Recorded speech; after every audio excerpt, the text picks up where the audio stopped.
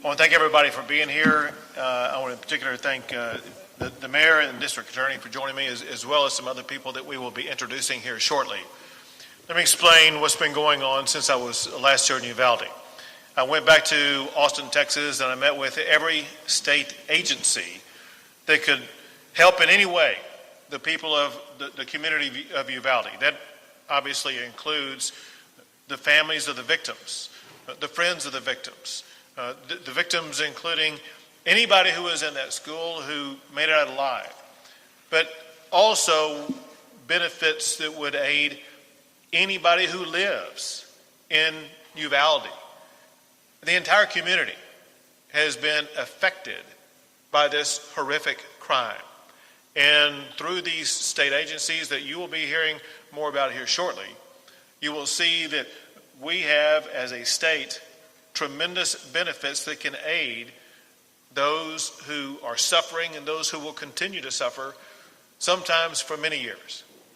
One thing I must emphasize, and that is we are going through short-term challenges right now. The reality is many of the challenges will be long-term challenges.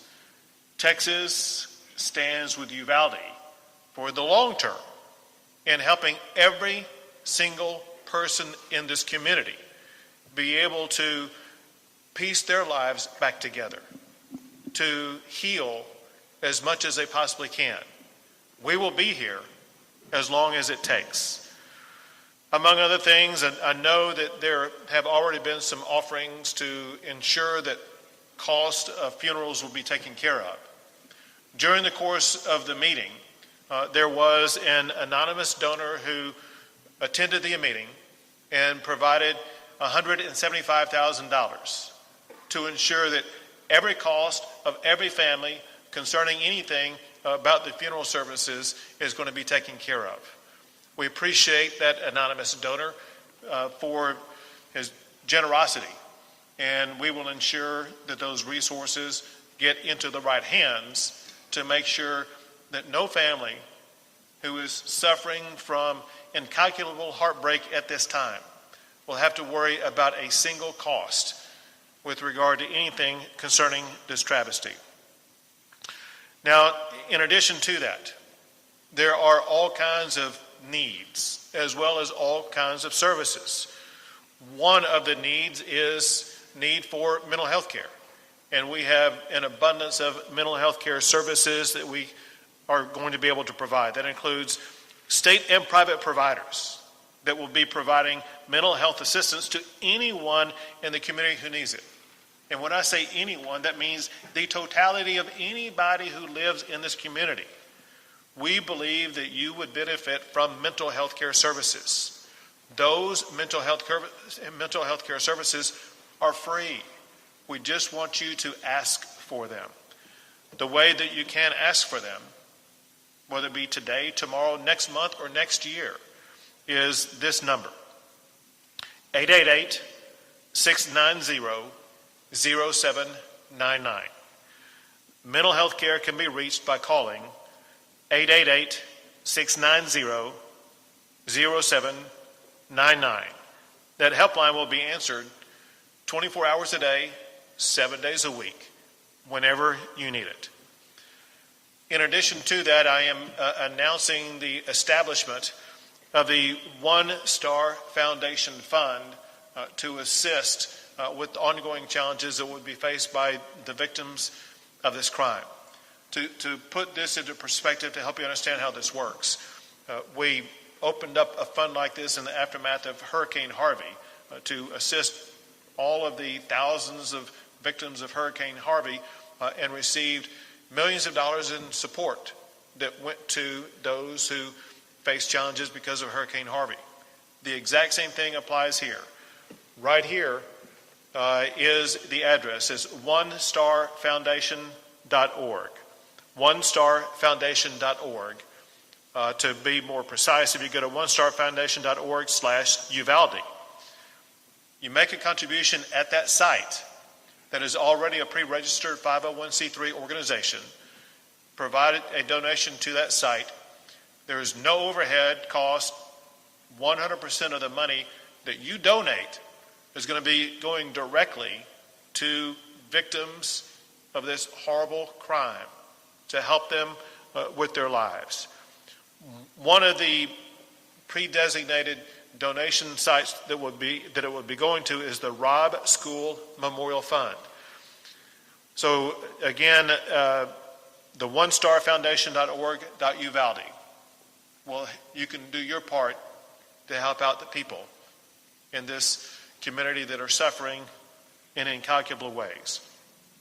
In addition to that, we have set up a central headquarters for victim assistance services at the Family Assistance Center located at the Uvalde County Fairplex.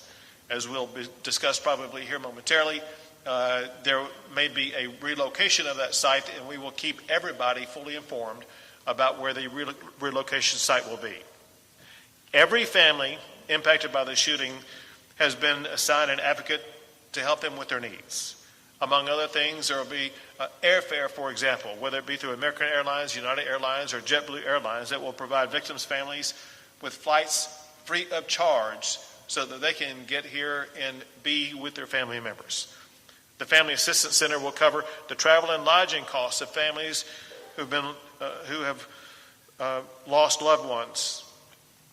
Healthcare costs of families impacted by this tragedy will also be covered by Texas insurance companies and donations from private citizens. The Texas Housing and Community Affairs, for example, they have a fund to pay for needed supplies right now, whether it be food or gas or other essential needs. And that money is available right now as we speak. Also, at the Family Assistance Center, the Health and Human Services Commission, who you'll be hearing from more here in a second, they will assist families in finding health and human benefit programs. Staff from the Texas Department of Insurance, the Teachers Retirement System, the Employees Retirement System will provide access to benefits, including workers' compensation. Staff from the Texas Workforce Commission are available to get families child care and unemployment benefits. And state staff are available to provide assistance to business owners impacted by this tragedy. Healing the broken hearts, it's going to take a long time. But through the generosity of our fellow Texans and the good works of neighbors helping neighbors, we can begin to stitch back together the fabric of Uvalde. Helping us to do that is the leader of Uvalde himself, and that is the mayor of Uvalde, who I would like to ask to speak at this time. Governor, I'd like to thank you for bringing all these state agencies here and the services you've offered our community, our citizens, because these families are going to need this help, not just today, but in the long term, as you mentioned. So for that, Governor, I appreciate it. And all I can say is I've seen you these last 2 days and the compassion and that you felt along with these families, and that I really admire it. I thank you. And like I said, and we appreciate everybody from all over the world and the country that has sent messages of encouragement and so forth. I mean, our hearts are broken here in Uvalde. It's nobody ever wants to have to go through this, especially as a mayor. I never thought this was something I would have to go through. My heart's broken for these families. But the one good thing about our community is Uvalde is a strong community. I think if some of you reporters have been here a while enough, you'll see that there's a lot of unity in our community. And it will take some time, but we will get over this, and Uvalde will come back stronger and better than ever. So God bless you, and thank you. Thank you very much. And someone who has been actively engaged in helping the victims of crime already and will remain engaged all the way through is the District Attorney, Christina Mitchell. Thank you, Governor, for being here. And we want to thank everybody that's reached out to us in Uvalde from across the state, from across the country, and across the world. We greatly appreciate all the support and kind words and prayers and assistance that has been sent to us. And like the mayor said, here in Uvalde County, we are down-to-earth people, we are salt of the earth people, and we are a family. And like a family, we're going to get through this together with each other and for each other, and we're asking everybody across the world to continue to support us. So I, the district attorney, along with the FBI victims assistance people, the DPS victim assistance people, the Attorney General's office, we have set up a family assistance center at the Uvalde County Fairplex here in Uvalde. And at that center, it's a one-stop shop for all the victims. And we say victims, we mean everybody that was associated with Robb Elementary School. And when you come there, you're going to meet with a counselor, you're going to meet with all the services that the state has to offer, funeral services, Blue Cross Blue Shield, the Mexican consulate is there, the Red Cross is there, and we're there to provide all the services any family may need. And if you need something that's not there, then let me know and we will find it for you. And that's going to be open and continue until June the 1st. We are open from 9 a.m. until 5 p.m. There's also food there and a play center for children. And please come and see us. Any victims, anybody that needs help, please come there. It's a resource for everybody. There's also a victim services center at the Civic Center that's run by the school district, and that's for anybody affected in the school district, and they have that services there. So we thank everybody. We appreciate your support, and please keep our victims in your prayers, these families of the deceased children and school teachers, and keep us strong. Thank you. Thank you. And now I'm going to call up 7 leaders of seven different state agencies to give you a very brief explanation of what their particular agency does. There are more than 7 that are involved in this process, but we're calling up these 7. First is the Health and Human Services Commissioner, Cecily Young. Good afternoon. I'm Cecily Young, and I'm the Executive Commissioner at the Health and Human Services Commission. We do Medicaid, CHIP, and SNAP, and we have eligibility assistance available at the Family Assistance Center, and we'll continue to have eligibility assistance available on an ongoing basis once we move into the next phase of this. Additionally, as the Governor mentioned, we have an 888 number. It's for mental health services. It's 888-690-0799. This is run by the Hill Country Local Mental Health Authority. So it is local. It is a 24-hour, 7 days a week call center that is able to connect people with services, with counseling, medication, counseling services, and telepsychiatry services. And they will be able to ensure that anyone in the community that calls in will be connected to other available mental health services. So it is a way to triage, again, to try to make it as easy as possible for the members of the community. Thank you. Next is the Texas Department of Insurance Commissioner, Cassie Brown. Good afternoon. I'm Cassie Brown. I serve as the Commissioner of Insurance for the Texas Department of Insurance. TDI is here to ensure that insurance companies are appropriately and quickly handling claims. What our department does is oversee the health insurance as well as the workers' compensation insurance claims.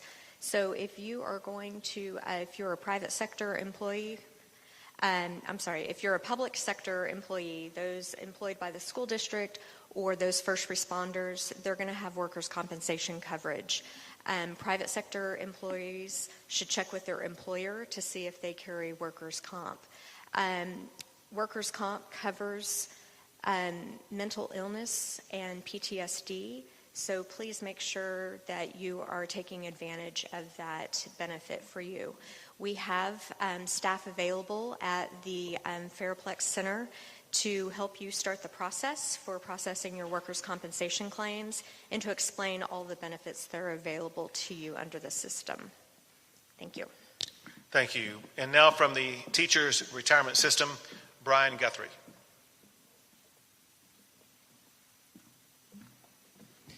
Thank you. Good afternoon. My name is Brian Guthrie. I'm the Executive Director of the Teacher Retirement System of Texas. We are here today to not only help the families of the 2 teachers who tragically lost their lives and provide them the benefits that they are due, but also to help all the employees of not only this school district, but all the surrounding school districts to make sure that they have access to mental health and behavioral health services. We also recognize that not all the employees of these districts are members of our system and are for our health care program, but we want to thank our partners, Blue Cross Blue Shield and Teladoc, for extending those benefits to everyone who's employed in this district or any of the surrounding districts. Thank you. Thank you. And now for the Texas Employees Retirement System, Porter Wilson.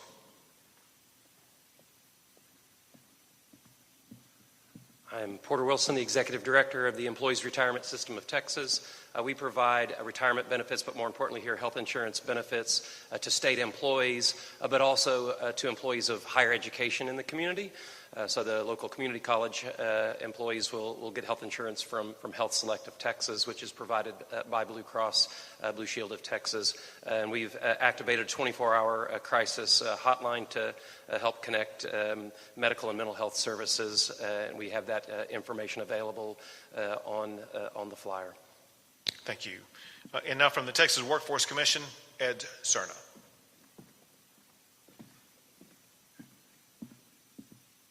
My name is Ed Cerna. I'm the Executive Director of the Texas Workforce Commission. The Workforce Commission has a local presence on Main Street in our local Workforce Development Office, and through that office we'll provide child care services for not only the families of the victims, but also anyone who is associated in the school or first responders.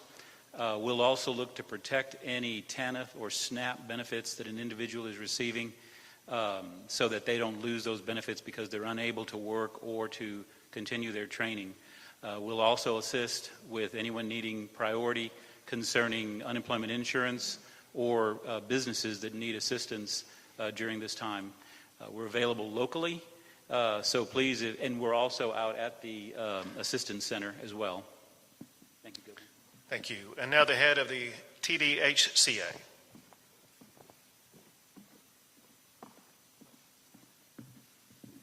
Good afternoon. I'm Bobby Wilkinson. I'm the Executive Director of the Texas Department of Housing and Community Affairs. We have a very flexible pot of grant funding that we're funding our local partner, the Community Council of South Central Texas. They have a field office here. They're at the Family Assistance Center.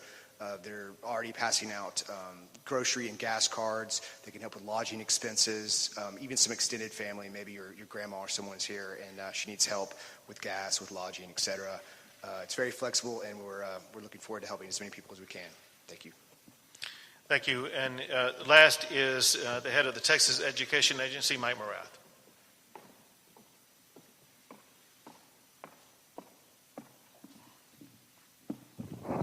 Thank you. TEA has been working in close coordination with the school system. I want to say thank you publicly to Hal Harrell for your leadership and for the work that all of our educators have done.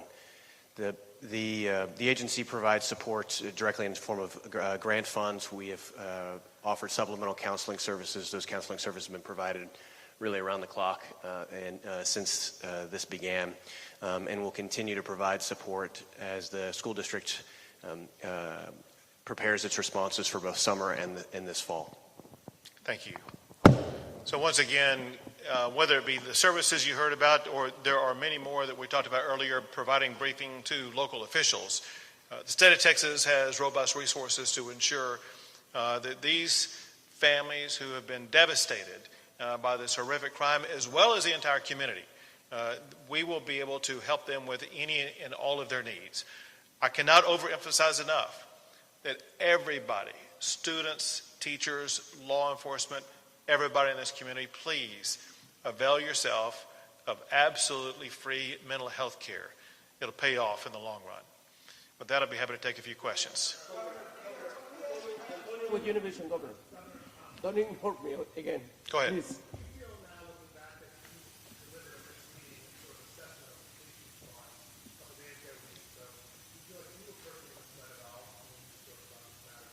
Sure. So,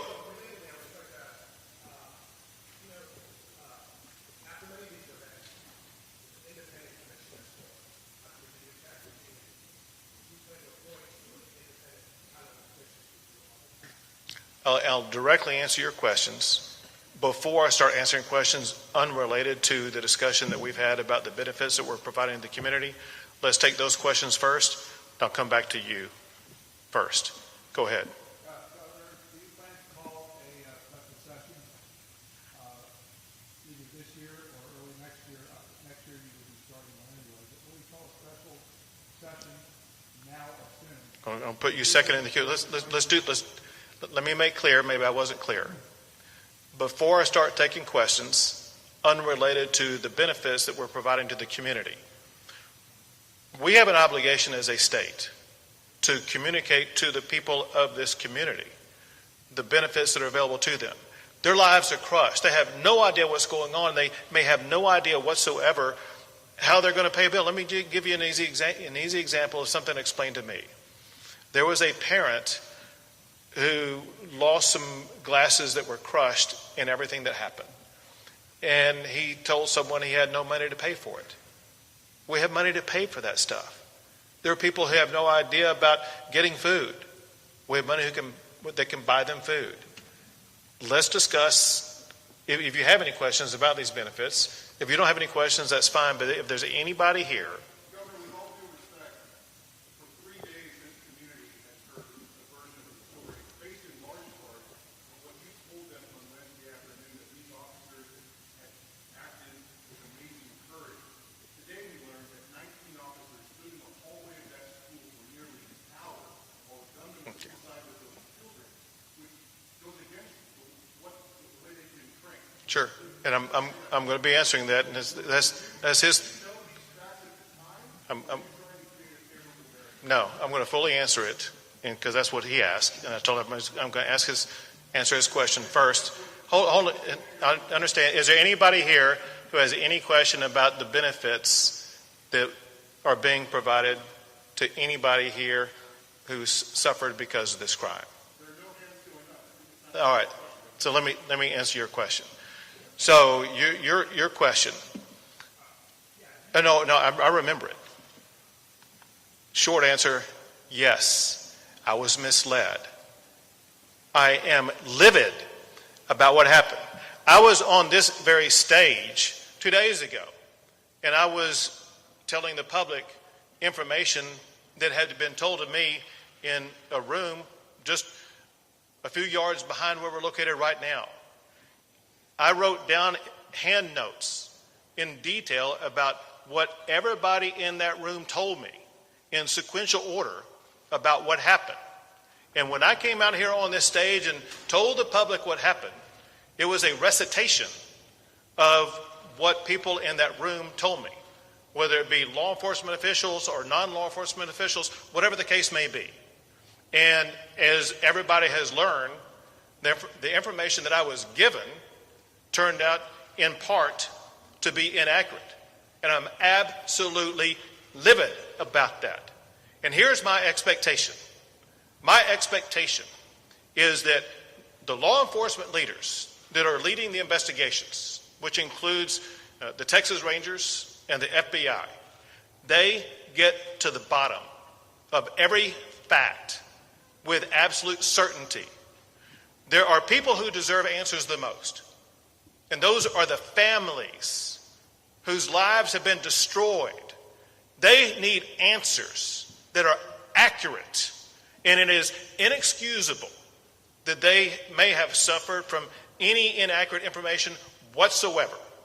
And it is imperative that the leaders of the investigations about exactly what happened get down to the very second of exactly what happened with 100% accuracy and explain it to the public, but most importantly, to the victims who've been devastated. Do you think AR-15 should be legal for individuals? Would you support a ban of 18 years old buying AR-15s over? He had a backup question, and I'm coming to you next.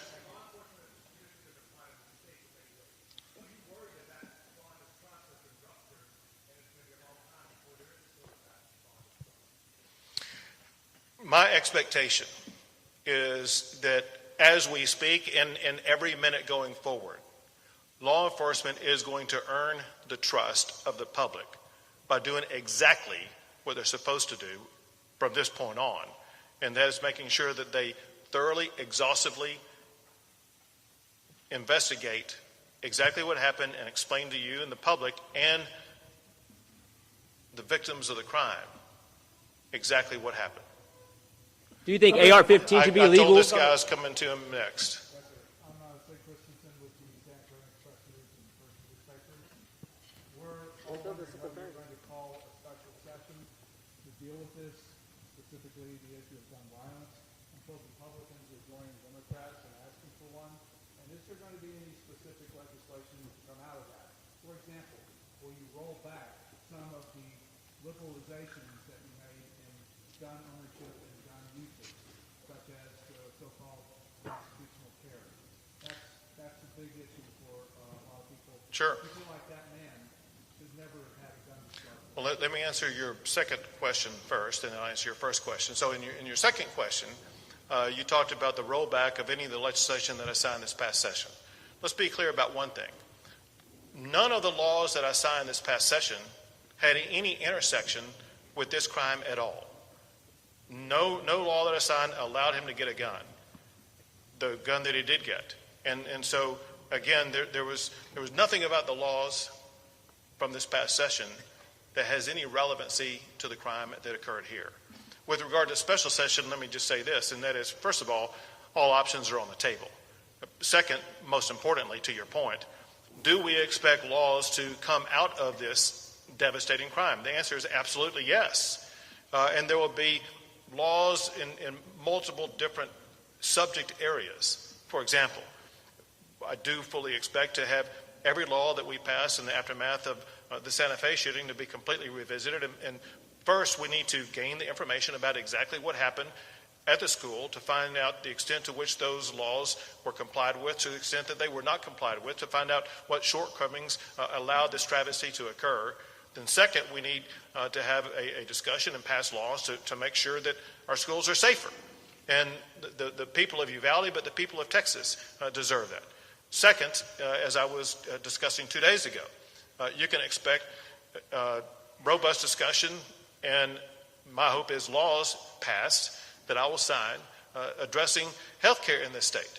There is an array of health care issues that we face as a state in general, but there are an array of health care issues that relate to those who commit gun crimes in particular. Those need to be addressed, whether it be the health care issues that I talked publicly here with the mayor about 2 days ago, and that would affect the community in general, or whether it be laws that address the challenges that are now surfacing that this killer had in his life that lead to someone doing what he did. And then there will be all other kinds of issues. But there will be committees formed, there will be meetings held, there will be proposals that will be derived, many of which will lead to laws that will be passed in the state of Texas. Because let me make one thing perfectly clear. The status quo is unacceptable. This crime is unacceptable. We're not going to be here and talking about it and do nothing about it. We will be looking for the best laws that we can get passed to make our communities and schools safer. Governor, no law stops him from buying that gun. Are AR-15s allowed for civilians?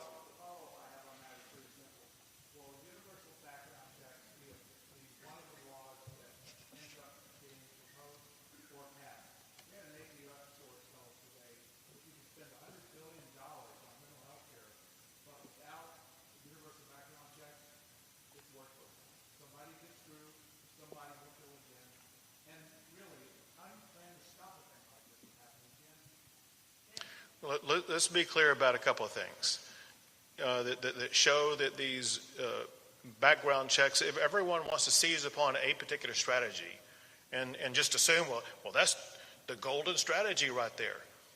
Look at what happened in the Santa Fe shooting. A background check had no relevancy whatsoever because the killer took the gun from his parent. Look at what happened in the shooting in Sutherland Springs. There was a background check that was done. It was done in a flawed way that allowed the killer to get a gun. And so anyone who suggests, well, maybe we should focus on background checks as opposed to mental health, I suggest to you is mistaken. If there's anybody here who thinks we have perfect health care in this country, in this world, they're wrong. If there's anybody who thinks that we can't do more to address mental health care, they're wrong. They can. We can. And we're going to. Go ahead. Go ahead. Yes.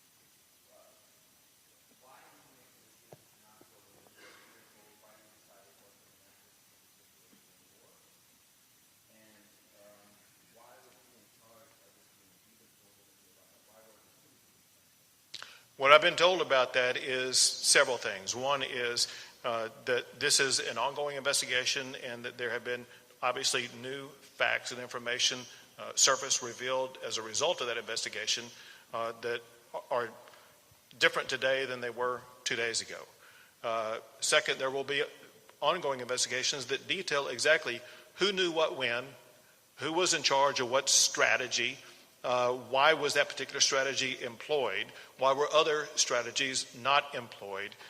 Bottom line would be, why did they not choose the strategy that would have been best to get in there and to eliminate the killer and to rescue the children?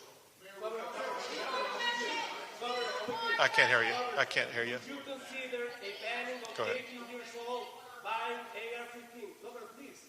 Would you consider? Yes, this is me, Antonio, Bendición. Thank you. Antonio, how you doing, man? I'm doing great. Good. Just in a very respectful way, Governor. Would you consider, this is a kid, 18 years old. Would you consider at least a ban on 18 years old being able to buy a AR-15? That's all I'm asking. So, it's my understanding that ever since Texas has been a state, an 18-year-old has had the ability to buy a long gun, a rifle. Right. And since that time, it seems like it's only been in the past decade or two that we've had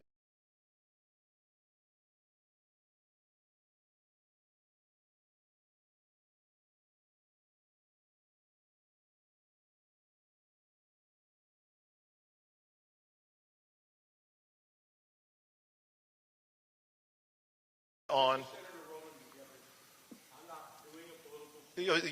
My colleagues are asking for a special session. You're getting a letter tomorrow. In the Senate Democratic Caucus, we've asked for gun control changes.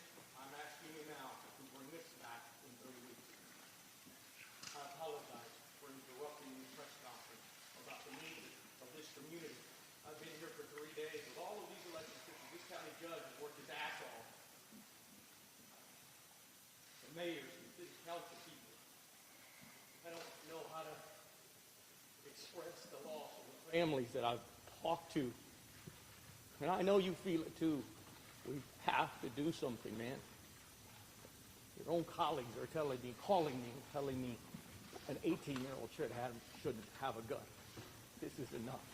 Call us back, man. Call us back. Next question. Should AR-15s be legal to civilians? I can't hear you. Speak up.